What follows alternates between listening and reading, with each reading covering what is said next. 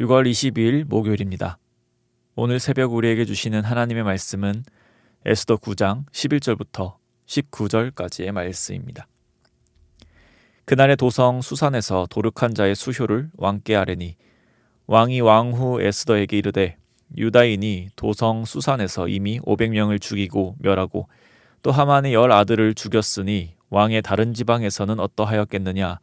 이제 그대의 소청이 무엇이냐. 곧 허락하겠노라. 그대의 요구가 무엇이냐. 또한 시행하겠노라 하니 에스더가 이르되 왕이 만일 좋게 여기시면 수산에 사는 유다인들이 내일도 오늘 조서대로 행하게 하시고 하만의 10 아들의 시체를 나무에 매달게 하소서 하니 왕이 그대로 행하기를 허락하고 조서를 수산에 내리니 하만의 10 아들의 시체가 매달리니라.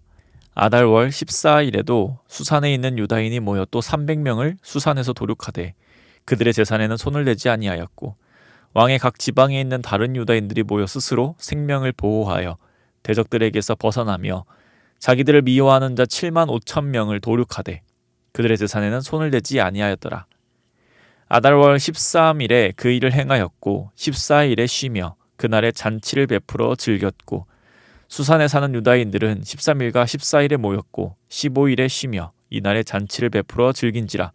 그러므로 시골의 유다인 곧 성이 없는 고을고을에 사는 자들이 아달월 14일을 명절로 삼아 잔치를 베풀고 즐기며 서로 예물을 주더라. 아멘. 하만의 악한 동기로 시작된 모르드게의 개인의 파멸과 유대 민족의 말살 계획은 실패로 돌아갔습니다. 그리고 그 실패는 오히려 하만의 파멸과 유다인의 대적들을 멸하는 기회로 역이용되었습니다.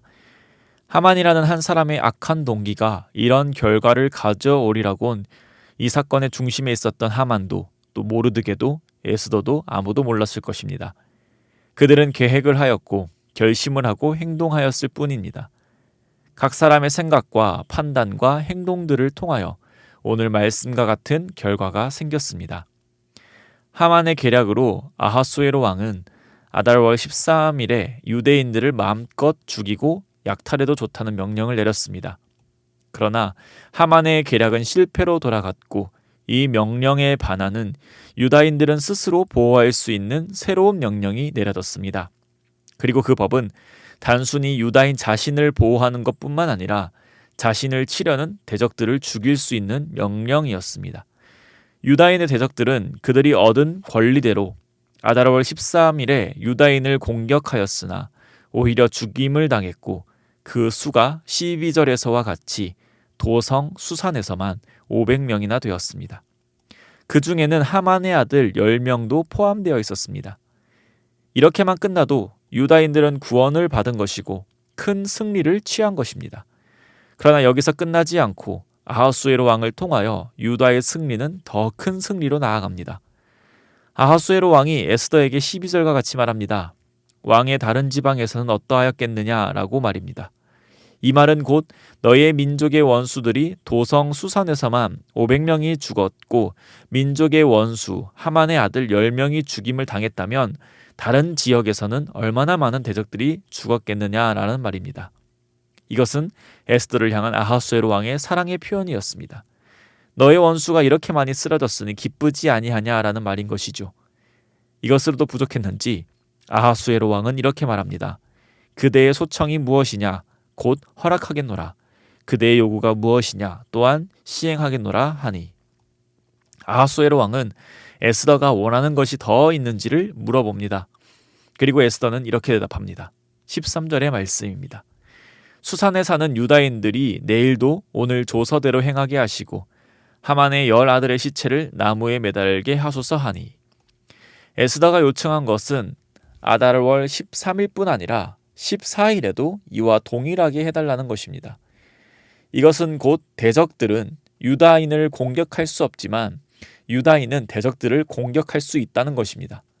그리고 하만의 죽은 10명의 아들을 하만과 같이 나무에 매달아 수치와 저주를 받게 해달라고 요청합니다. 에스더의 모든 요구를 들어주기로 마음먹은 아하수에로 왕은 에스더의 이 요청을 기꺼이 들어주었고 그 결과 16절에서와 같이 유다인의 대적 7만 5천 명을 도륙하게 되었습니다. 하만의 아들 10명도 하만과 동일하게 나무에 매달려 수치와 저주를 받게 되었습니다. 에스더서의 처음 부분에 유력한 자였던 하만이 자신의 능력을 가지고서 유다인을 말살하려 하였습니다.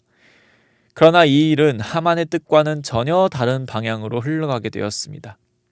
하만에게 있어서 그 선택은 오히려 죽음을 초래하게 되었고 유다인들은 죽음에서 구원으로 옮겨지게 되었습니다. 이런 결과는 우리에게 계속해서 말해줍니다. 우리가 인생의 주인이 아님을 말입니다. 하만은 능력이 분명히 있었습니다. 왕과의 관계도 동독했고 실제 원하는 바를 이룰 능력도 있었습니다. 그러나 자신의 능력인 줄 알았던 그것은 실은 아무것도 이루지 못하는 허상에 불과하였습니다. 사람이 가지고 있는 모든 것이 이와 같이 허상에 불과할 수 있습니다. 사람들이 믿는 권력, 명예, 돈 등 그것들이 어느 정도 자신의 뜻을 이루어 줄 수는 있겠지만 그것은 한순간에 사라질 수 있는 허망한 것들입니다. 그렇기에 인생의 주인이 우리가 아니란 사실 앞에 절망과 불안함으로 살아가는 것이 아니라 인생의 주인이 과연 누구이신가에 대한 질문에 정확한 답을 찾아야 합니다. 그것은 곧 눈을 돌려 하나님을 바라보는 것입니다. 놀라운 일이 펼쳐지고 있는 에스더서에서 계속 말씀하고 있는 것은 하나님의 계획하심과 하나님의 섭리입니다. 모든 것의 주인이 바로 하나님임을 보여주고 있습니다. 그리고 이 놀라운 일들은 에스더서에서만 말씀하는 것이 아니라 성경 전체에 드러납니다. 이스라엘 백성을 출애굽시키시고 다른 민족들의 침략을 받을 때마다 구원해 주시고 오늘의 본문과 같이 유다 민족을 구원해 주셨습니다. 또한 이제 이 구원은 예수 그리스도로 인해 특정 민족만 아니라 모든 인류가 구원의 은혜 아래 있게 되었습니다. 영원한 죽음이라는 결말밖에 없던 인간에게 기적과 같이 참 생명에 이르도록 해주셨습니다. 하나님의 계획, 하나님의 섭리는 항상 한결같았습니다. 사랑과 공의의 하나님께서는 하나님의 전능하심을 통하여 사람을 구원으로 인도해 내셨습니다. 하나님의 행하심에 있어서 그 어떠한 장애물도 있을 수 없습니다. 하만이라는 장애물이 등장하지만 그것은 하나님의 일하심에 있어서 장애물조차 될 수 없습니다. 오히려 하나님은 그 장애물을 하나님의 영광을 위하여 사용하십니다. 그러므로 우리가 기대하는 바는 하나님께서 말씀하시는 바와 같이 마지막 심판의 때에 예수님께서 반드시 재림하실 것이며 그때 하나님의 백성들은 완전한 몸으로 부활하게 된다는 것입니다. 그렇기에 선하시고 신실하신 하나님의 말씀과 삶을 통해 경험하며 우리의 삶에 하만과 같은 장애물과 고난이 닥친다 할지라도 우리는 평안함으로 살아갈 수 있습니다. 왜냐하면 그것이 우리를 멸망시킬 수 없다는 것을 믿기 때문입니다.